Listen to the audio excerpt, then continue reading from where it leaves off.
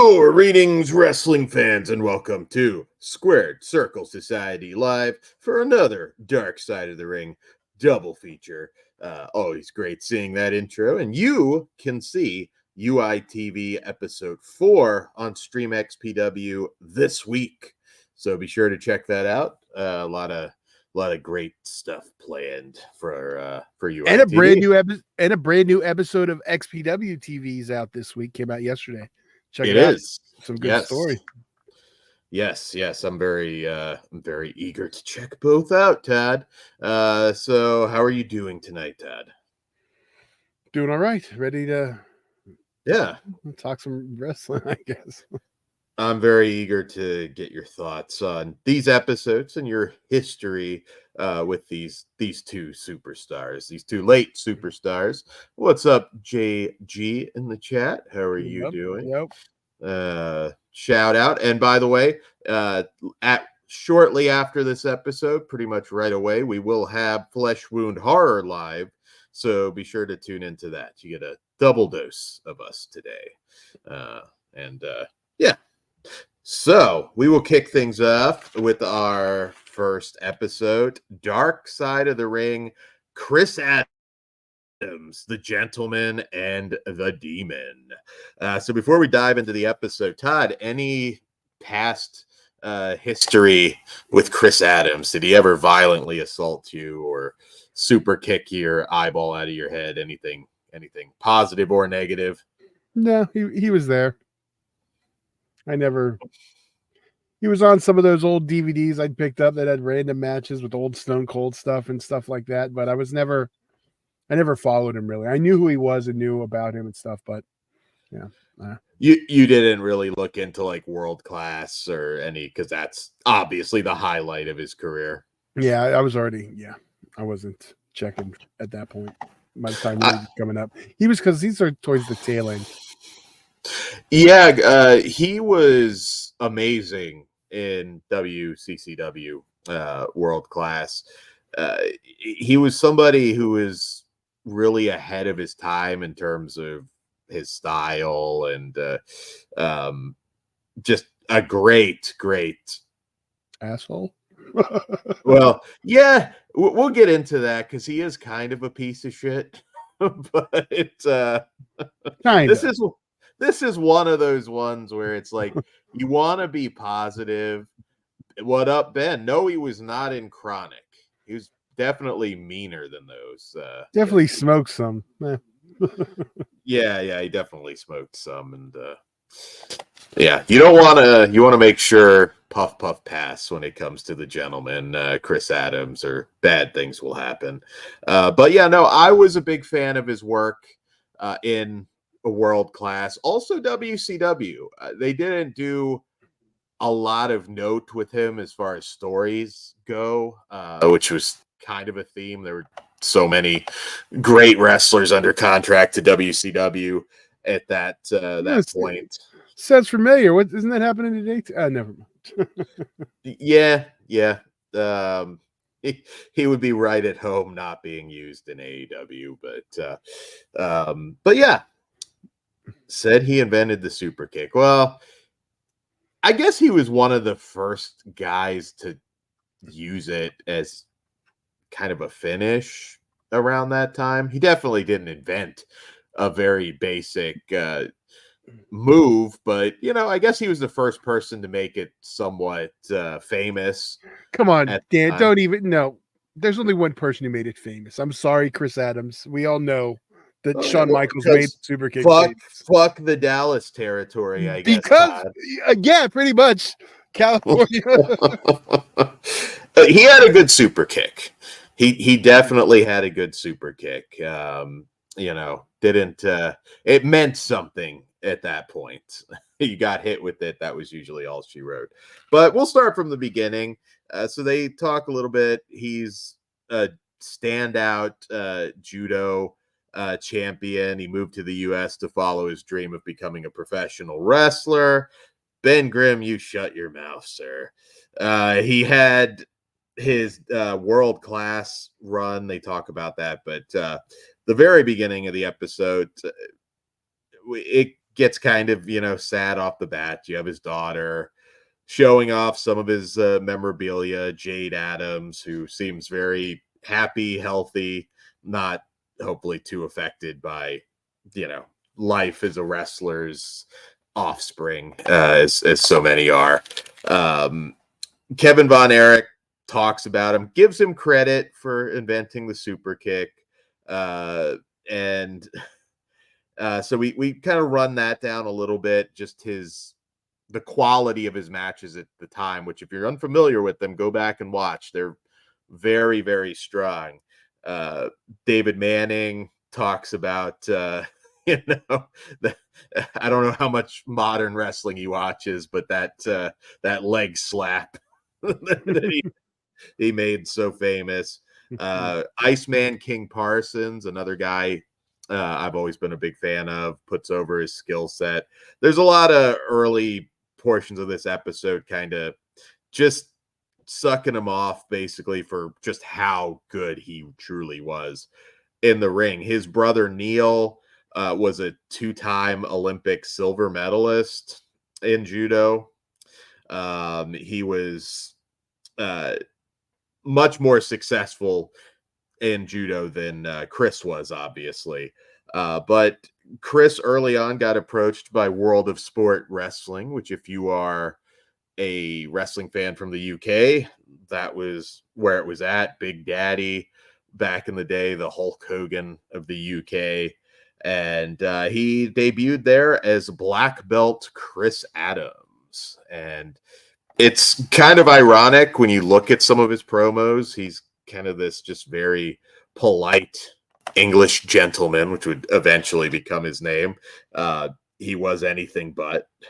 He meets a girl named Jeannie Clark and gets her pregnant, kind of immediately cheats on her. This is kind of where we go into the asshole portion of the episode.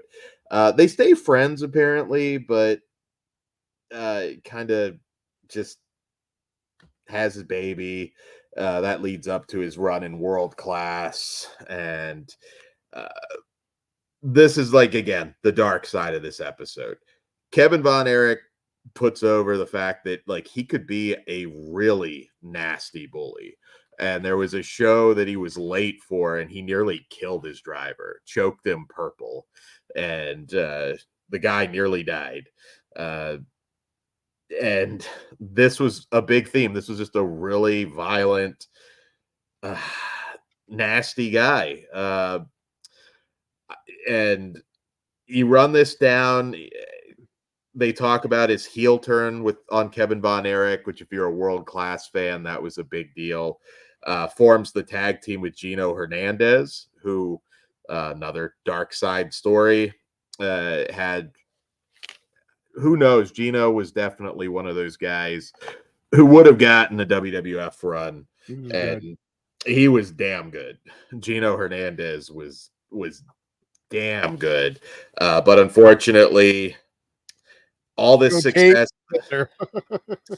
cocaine, partying, he does die at 29. One of those what if stories, unfortunately, but the Chris Adams is starting to attain big success at this point. What up, Punisher? At this point,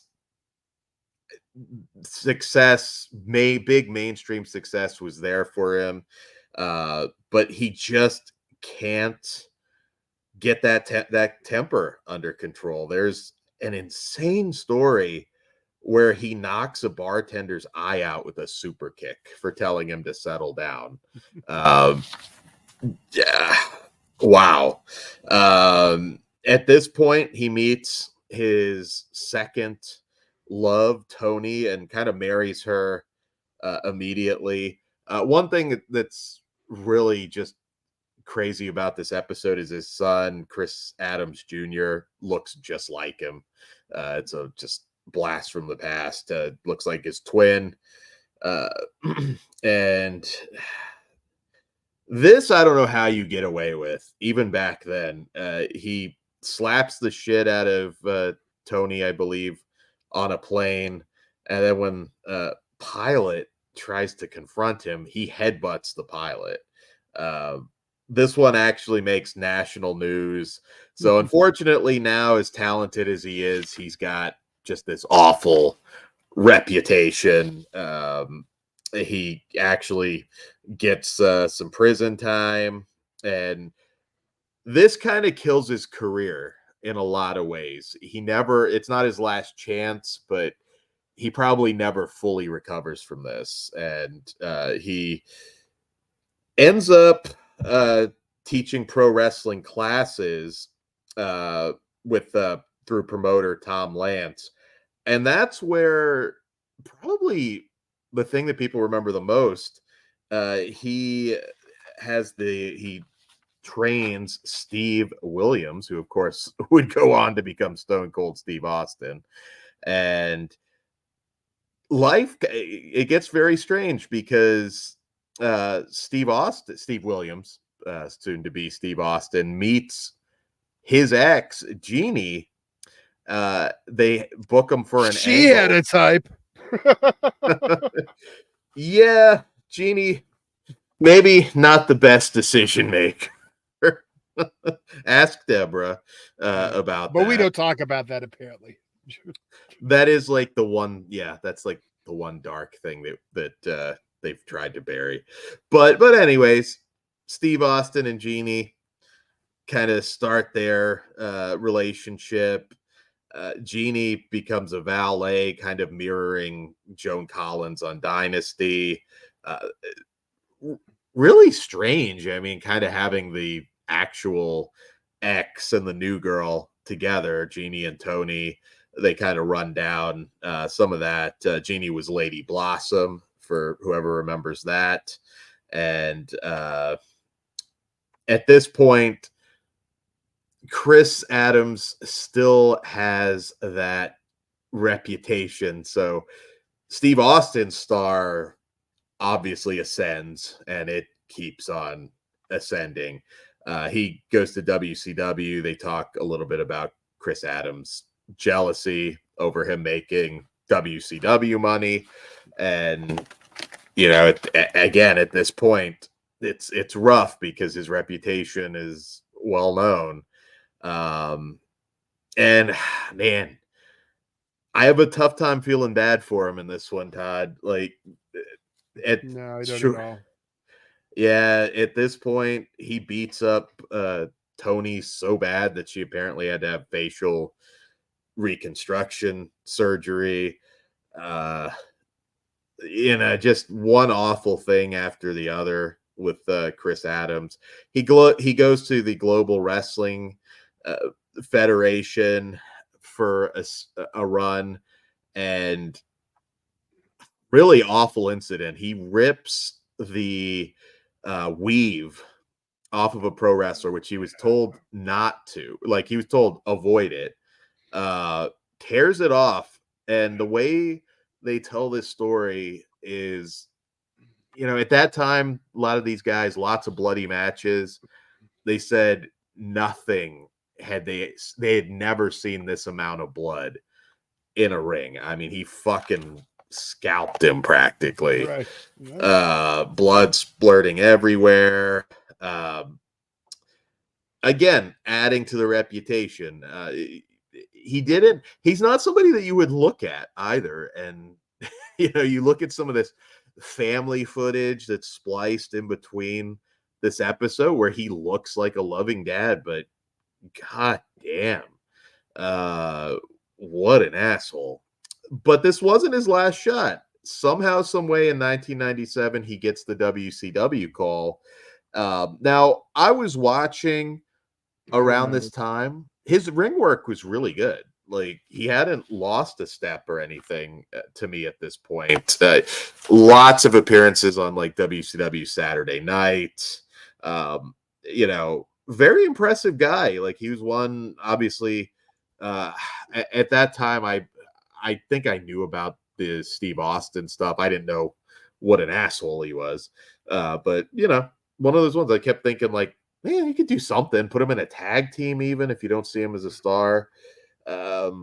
He was frustrated because he was used mostly as an enhancement guy, which he does very well. Like I said, go back and watch Well, it was some of his obvious. matches. It was obviously that's what they grabbed him for. I mean, honestly, Mhm. I don't know how he would translate in '97 with any, there really wasn't anything to do in the modern era for him at that point with that gimmick other than putting people over, in my opinion. Yeah, I mean, I think if he was more trustworthy, maybe you could have stuck him with like Regal or uh Right. some give him some spot there where he could have been featured a little bit more, maybe at least get a storyline of some kind. I don't think he would have broken out of the mid card, but He could have been helping Hacksaw dig in the trash. I was gonna say, yeah, like team with Hacksaw on WCW Saturday night. But it didn't happen, and for good reason. Uh, Now this is where it gets kind of really crazy because eventually, of course, he gets released, and that's when he moves in with a wrestling super fan named Boo Ray, who you may recognize from all sorts of things. But this is a wild story. He's broke. He moves in with this guy who, by all accounts, really nice guy, helps him, puts him up, feeds him. Uh, this is the darkest point because at this point he is a little bit older. He's doing some indies, but it's very sparse. We're still some years away from, at least a few years away from, the indie circuit starting to kind of uh, get hot after WCW folded. So Chris meets a new girl, Linda, and in April of 2000, this is slowly building. A drunk Chris Adams brings her to the house. Just party, party, party. Blu-ray kind of keeping his distance. And this is where it gets kind of dark because Blu-ray ends up finding Chris and Linda unresponsive. He calls 911. Linda unfortunately doesn't make it. Yet more controversy with Chris Adams. He's charged with manslaughter. At this point, Boo Ray, who's interviewed in the episode, talks about him just being worse than ever. Just mentally fucked, physical problems at that point. And that is when, and this is probably the incident that everybody had heard of, Chris attacks Boo Ray savagely, beats him with a bedpost, and nearly tears his eye out of his head. Like a really bad attack. But Boo Ray is able to get a hold of his gun, ends up shooting Chris Adams, and he dies in July of 2001. So again, this is one of those episodes. It's not Grizzly level, not Grizzly Smith level, where it's like, but I hate to say it, this is one of the worst as far as, I just don't feel for the guy. Yeah, I really don't. He was just kind of a piece of shit, but not going to say I don't enjoy a lot of his work. I think that the world-class stuff, go back, watch it. You can certainly see the potential there with he and Gino. Gino probably would have gone on to be the big star. I think Chris would have been the Marty Jannetty. I think he had a ceiling on him. I think he has mid-Carter written on him. Sorry. That's just... Yeah, by the time he was moving on to either WCW or WWF, there was a ceiling. But I mean, just in closing on this episode, and I know we're gonna have a whole lot to say about the next one, which was also rough in a different way. I mean, the brother not believing Boo Ray, I was like, dude, I don't know. In this case, I kind of believe it happened the way he said. I don't think there's anything sinister here. The guy couldn't control his fucking temper. Awful human being. But man, a lot of great memories. You know, I can separate the artist from the art, and woo, interesting episode though. I thought they might. Well, no, I didn't think they might. It would have been nice to hear from Austin, but That ain't happening. no, probably not. Probably not. But Not if they did JR. oh yeah, no, that there's a lot. Unfortunately, people now that they cannot procure for interviews after the Tommy Dreamer, Ric Flair stuff. So, but I think you got all the info that you needed here. So go check it out. I do recommend pretty much anything from World Class, and you can still see the talent through the very end. So check that out. Todd, now the next episode probably my most anticipated this season, at least top two. It's in my top 3. It's this, and our next 2 episodes are actually the ones I'm looking forward to the most. We got Sherri, then we have Sandman, and then we have Plane Right? No, Black Monday. What? It's the TBS thing. I think is the last one. Isn't that Black Monday? Yeah, I think we're down to 2 more. So which will be. I know next week is Sandman. Then it's the WWE. I believe it's Black Monday. Okay. So all right, Sensational Sherri. So I know obviously we were both huge fans. Sherri, in my opinion, one of the best managers ever. We'll talk about the in-ring as well because she was a pioneer, but I don't think there was anybody that she was ever paired with that she didn't get over.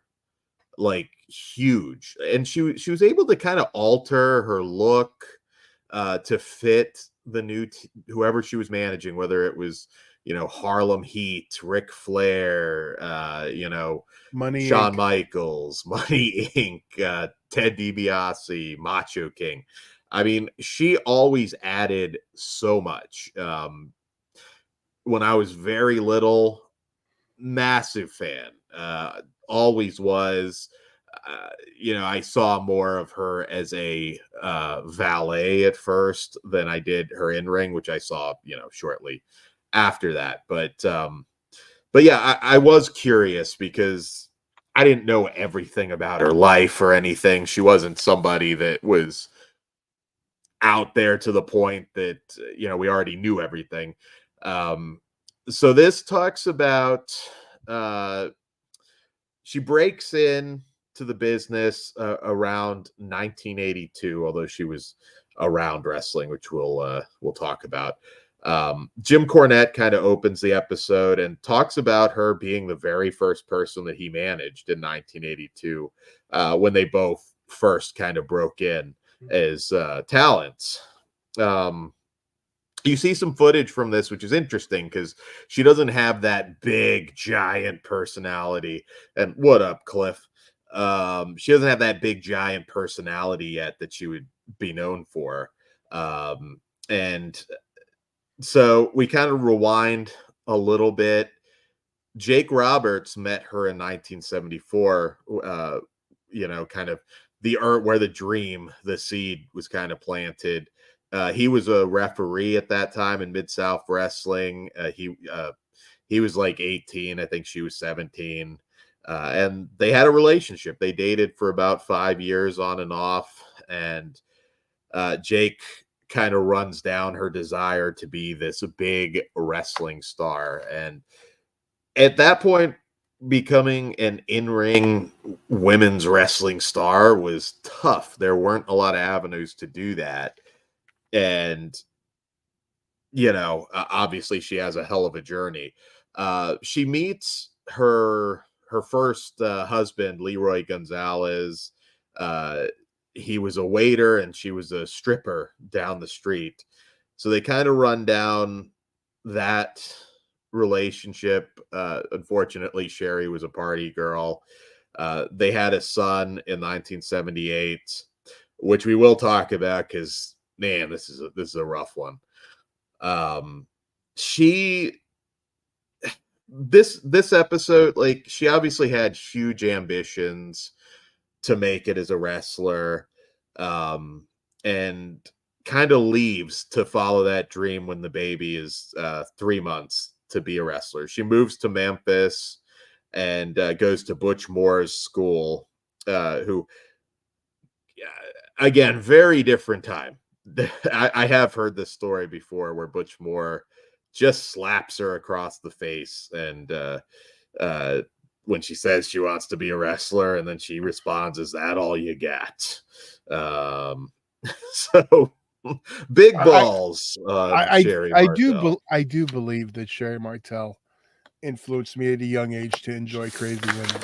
I really do think that. Looking at my history, I'm like, Sherry's got a part in that.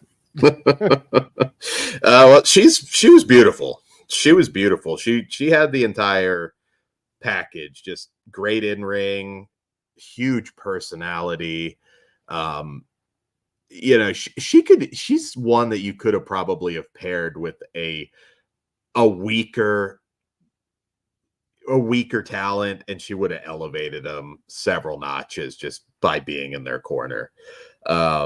So she goes back to Grizzly Smith, who she had talked to previously, and he just said, "Come back when you're 21."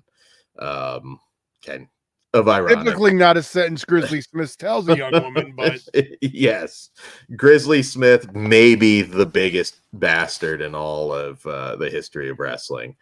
So they kind of jump around a little bit here over some of her work. They talked to Rock and Robin, who she would eventually uh, work with in WWF.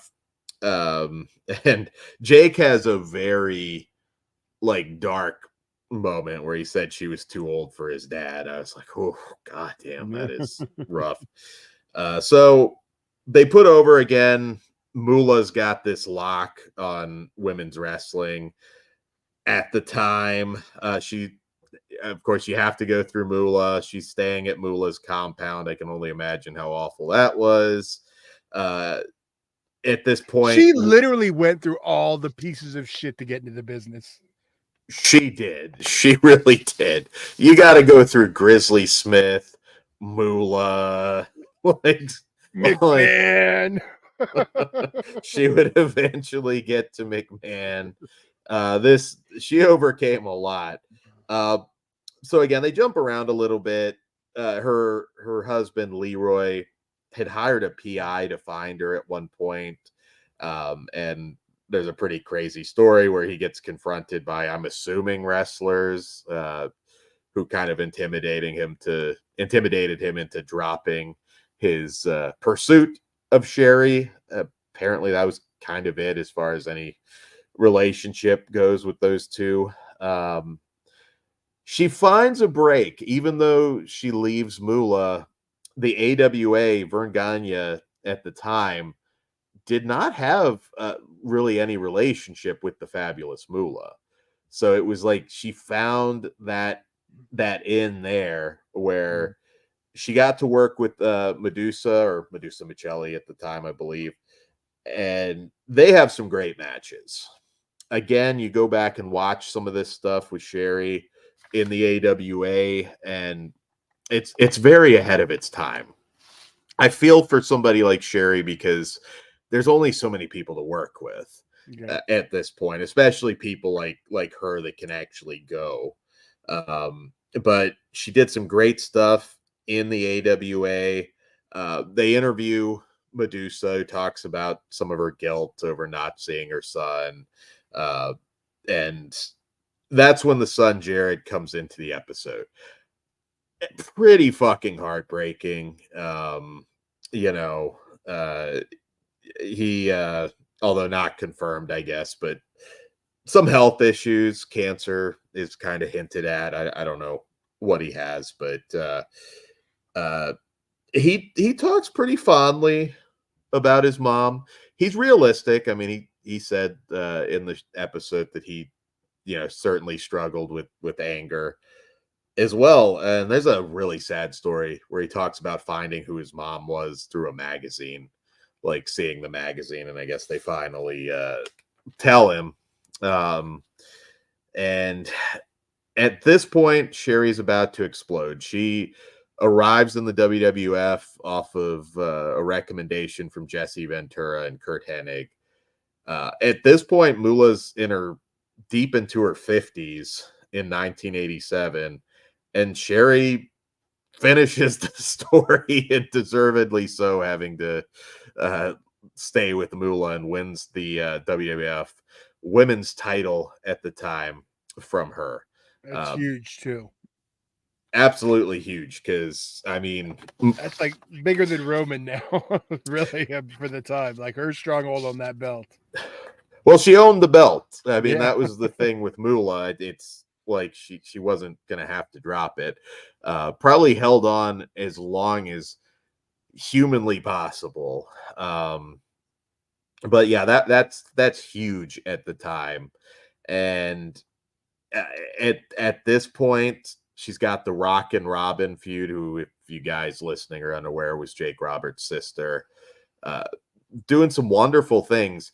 Again, women's wrestling, it had some periods around this time where it felt like you really could have done something big back then, because I think fans loved it. I mean, obviously, I was a little kid, so I wasn't, up with the scene at the time, but I think women's wrestling could have been, and it was for spurts, because it was an attraction still at that point. It was like seeing Andre. There wasn't enough, the depth of roster for an actual division. No, you could have developed it. A lot of that is just the will to develop it. And I don't think the female fan was what it was till after the 80s. Because now, in this era, you're dealing with fans of the 70s, and that was more male driven. So it really wasn't till the crop after, which makes sense when it started to blow up, because women watched the 80s era when it was more, MTV and stuff. So she's just that generation right before. And to be honest, the one after wasn't the greatest either, because they were rushing them out. Well, you also got to consider, like, I mean, Luna Vachon came a little bit later. Yeah, there's her. She was another one who was just kind of like didn't have the people to work with she needed to. No, it just wasn't there for her. She was just unfortunately came along a little bit too early. And they kind of put her in the same Sherri role when she came to WWE, and they figured that out again, and kind of like, well, she did at the very least. I mean, unfortunately, and I know that was rough on Luna. She had to, put over Sable, not the nicest human being, and do some stuff like that. But she had her moments, as Sherri did as well. So you can't take that away. Getting that belt off Moolah was huge. The Rock and Robin stuff was, all fantastic at that time.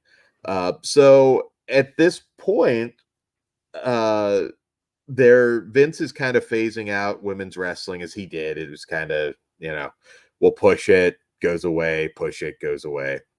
Luna was great with the oddities. She was another person who, whatever you gave her, she was always, just always hit a home run. So he sees money in her outside of just being a women's wrestler. Right. And this is the point where she launches to superstardom. She gets paired with Ted DiBiase. She's making huge money. And like I said, and Cornette says this as well, she was able to kind of mold herself to kind of fit whoever she was paired with. And she just hit home runs every time.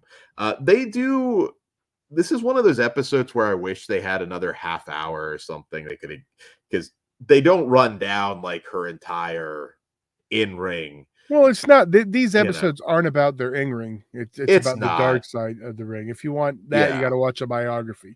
There is a very good WWE one too. So. Yeah, it's like there's a lot there, and it was all gold through this run. Now at this point, she is seeing her son occasionally, and he tells some stories about visiting his mom on the road. Unfortunately, at this point, never seeing her sober because she struggled with drugs and um oxys and all these sorts of things. He was getting to see her, but I get the vibe. Was she really there and present the whole time? Uh, Probably not. There are some pretty heartbreaking photos. This one did kind of bum me out. But you know what? At least he got to see her. Uh, this is not a case of like our previous episode. I think she made some pretty bad mistakes. I don't think she was a monster. Um, But what do you mean by you made know, pretty bad mistakes? Like most of her pill usage stems, they made a point of it's from the yeah, that's pain. what I'm saying. She's taking crazy Yeah, bumps. So probably somebody. I mean, and again, it's easier said than done, but probably somebody, it's like you might need to stop now. But she she's gave up everything. Her family, there was nothing going to stop her. Like yeah, you can tell how much she wanted it, and she got it. I mean, she did. Yeah.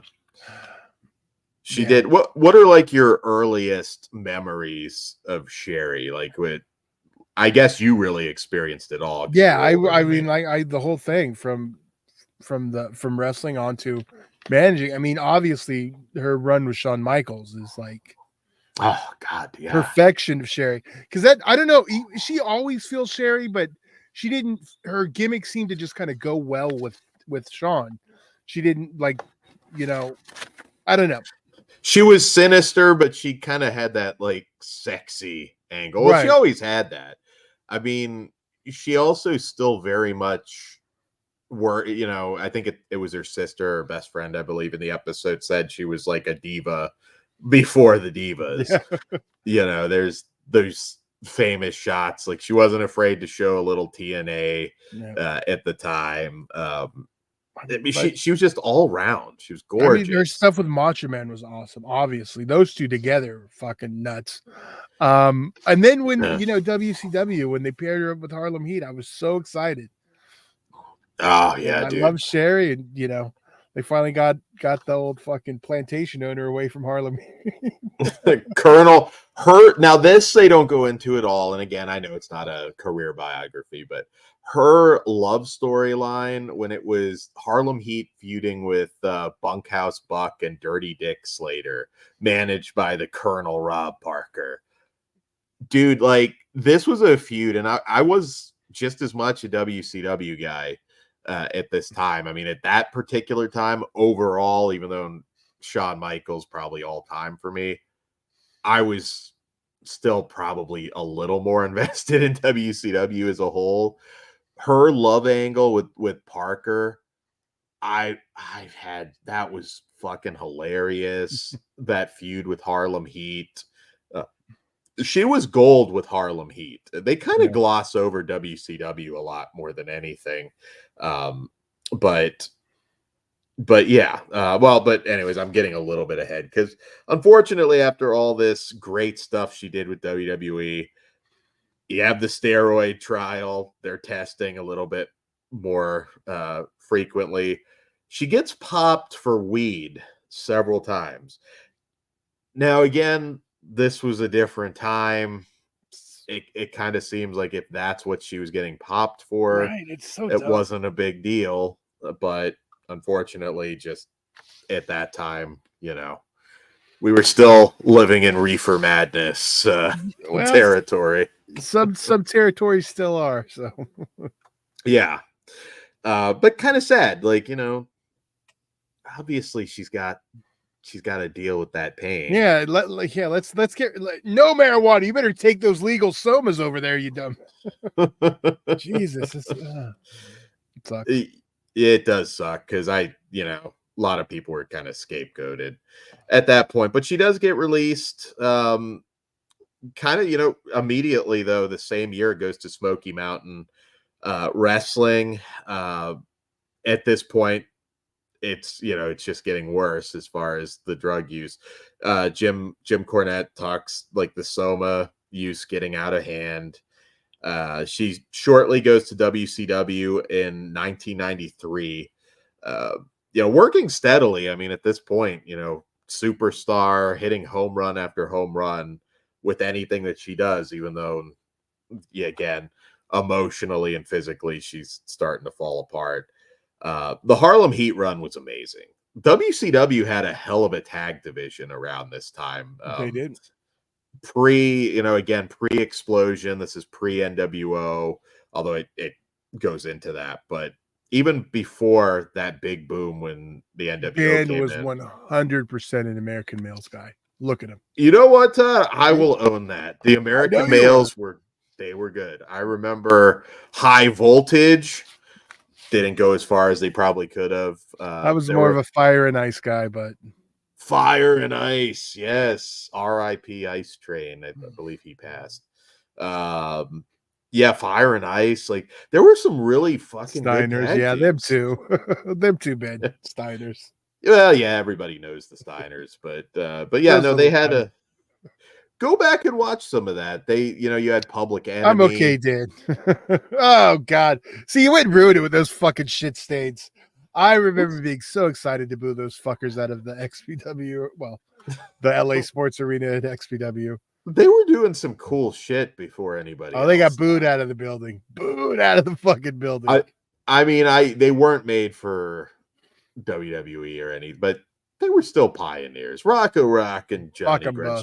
You weren't doing that. Oh, you look at me and think any part of me is going to do that stupid fucking shit. Come on, Dad. You weren't doing that when you saw him come on WCW. I think I just answered that, Dan. All right. Well, I love the tag team division at the time. So, no. Moving on. Time, Dan.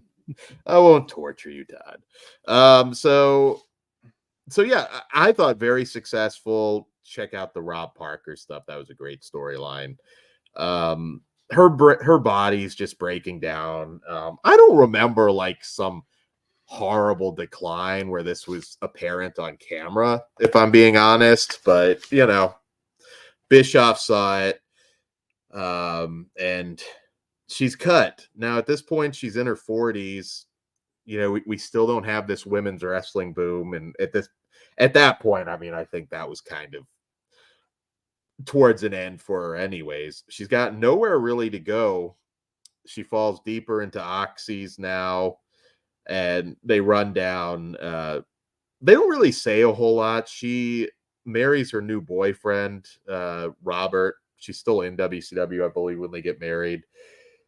The only thing they said about him was he was very into being with a celebrity, but now she's released and nowhere to go.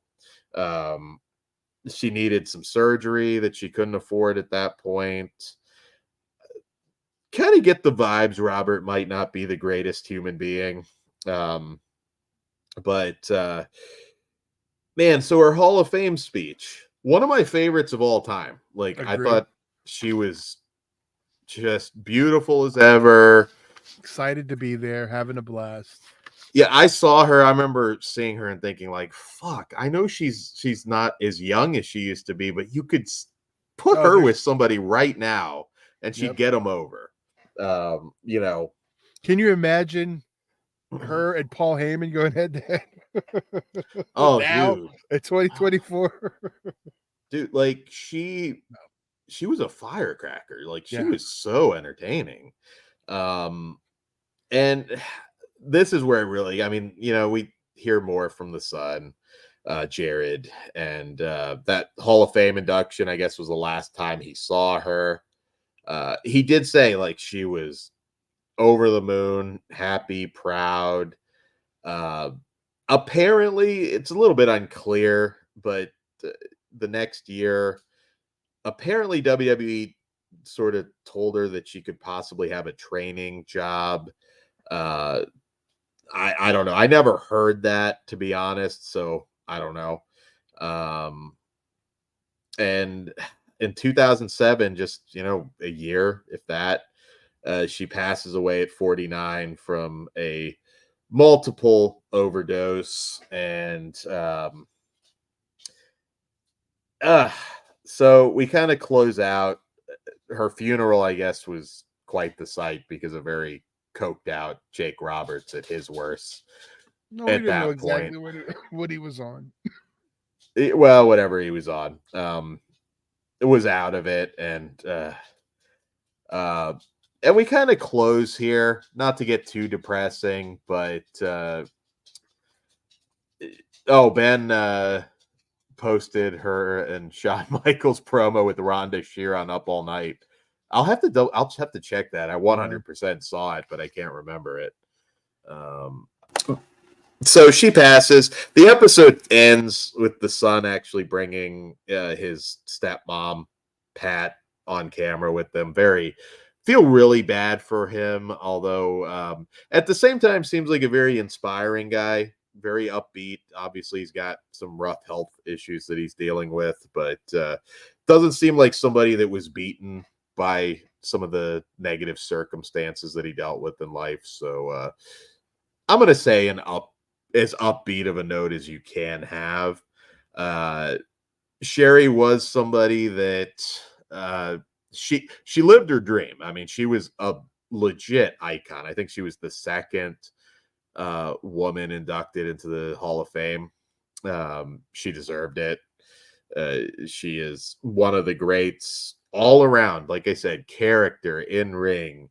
She had it all. She was insanely talented. She's somebody that I think could have come along today, and the talent still would have been undeniable. Much like Randy Savage. I always say that about him. I think he's a star in any era. And I think Sensational Sherri, Sherri Martel, Sister Sherri, whatever you knew her as, she was going to be a fucking legend no matter what. If you're a woman in the business, look at some old Sherri tapes. If you're not already, you're doing it wrong. And we got a little run in. Uh-oh, who's coming? Oh, there we go. Kruger, what up? God, What I up, didn't even Kruger? do anything yet. Well, I figure we're wrapping up, and you'll see us together on Flesh Wound Horror in like 10 minutes, or 12 minutes. But I had to make a run in because I wanted to promote a couple of dates I got coming up. I got all the graphics ready. Oh, really? Yeah, all three. I'm glad that you're on top of things. I'm like, fucking damn. But anyways, we got OXW Wrestling presents Ain't No Party Like a Hope Man Party. Me and Mosh Pit Mike in the main event for the OXW Bunkhouse Championship in a barbed wire frenzy match. Pretty sure it's a no rope barbed wire match. And yeah, I'm very, very fucking excited for that one. But then not even a fucking week later, I have to go to Alabama and wrestle Brian. This is the blurriest. I don't know what the hell happened there. We'll have to fix this in post. Anyways, IWA Mid-South presents Southern Outlaws, me versus Bryant Woods in the main event. $17.99 on streamxpw.com. Go check that shit out next Saturday. I promise you this is going to be one of the best matches in my career, and I am going out there to fucking steal the goddamn show. So it's going to be worth the $18 of admission. Again, any of you are subscribers, if there was a time to support one of us, it's right now. I'm doing wrestling again, and I would really appreciate it if you guys watch me do my thing live. It's going to be the main event in a brand new state for me. And it's going to be my first fucking show ever live on pay-per-view. So it would mean a lot if you guys paid the $18 and watch me kill it. I promise you, you're not going to regret it. As long as the fucking production XPW debut. Yeah. Absolutely. Stream XPW debut. Yes. I'm going to be watching. I'm very excited. I know you're going to kill it. And we have to have some Demon Goes to Alabama footage. Like, I feel like this would be interesting. I don't know. I'm going to be there for fucking 3 days, bro. There you go. Fucking days. So hopefully I can find something to occupy my time and I'm not just sitting on Well, they are making a movie that weekend, just saying. Are they? It is. If you did notice the flyer, it is live event and movie shoot. So Oh, well, that's. I mean, maybe you get to There rip you someone's go. butthole out. You never know. yeah. Let's see. Yes, I'm very excited for that match. Stream XPW, check it out. I'm very eager to see you rip. Me versus Brian rip Woods off. is a very interesting match because if any of you guys have followed my career, Brian Woods and BC Killer were the main event of the same night of one of my biggest matches of all time, which was me versus Schlack at IWA Mid-South's King of the Crimson Mask. Everybody that night said that me and Schlack stole the show, but Bryant and BC Killer were the main event that night. So it's going to be nice to kind of mix those two things together, along with the fact that Bryant Woods and JD Horror back in 2015 had like literally the best match on IWA Mid-South's King of the Death match. So this is it has a lot. There's a lot of history to this match. It's not just like a fucking throwaway thing. Like Brian and I both intertwined with our wrestling histories together. So I'm very excited to do this match, and I think it's going to be. I think it's going to be something special. Yes, absolutely. I'm excited. When do you leave? I leave Saturday at like 3 p.m. and I think I get there at like 11. And Okay. then I'll come back Monday late night. So Tuesday, maybe we'll have a like SCS exclusive to talk about the experience. Very cool. Very cool. You can review the Alabama experience too. So yeah, I'm not Todd, you're muted. So you got to try the Alabama cuisine. Got to get some with a hillbilly. Fuck yeah, you guys. You could talk about Dan to hillbilly all the time. Dude, I may do some cocaine with hillbilly. We'll fucking see. After like, if I end up diving off something high, you know why.